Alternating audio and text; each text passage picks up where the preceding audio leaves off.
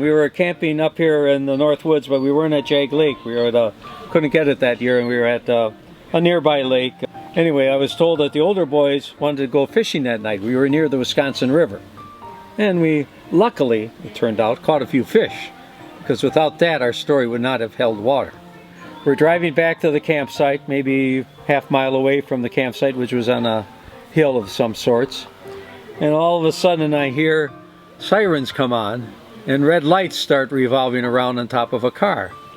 And I couldn't figure out what happened.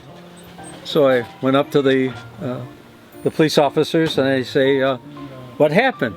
Well, he said we were coming up to the area to check the area, and we got all these fire bombs thrown at us.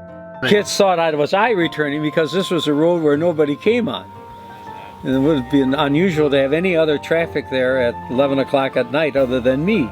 So I explained to the police officers, well, it really wasn't, they weren't really after you, they were after me. And I explained we were out fishing, and I showed them the fish we caught. So they believed me and promised not to throw the book at the perpetrators. We heard that one of the scouts, and I guess I probably won't name his name, went into the lake with his clothes on up to his neck to hide from what was ever happening, because he didn't understand with these lights coming on. He thought it was me still. He couldn't understand why all these lights were on and people were there chasing him.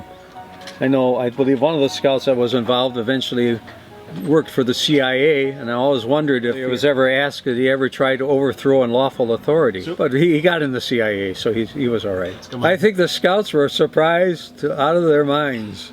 They couldn't believe who it was. Well, I was mad for a while, but it eventually passed. And they all became good scouts. Several became Eagle Scouts, right? They weren't being malicious. They weren't really trying to hurt anybody, or they were just trying to surprise us. But they got to surprise somebody else.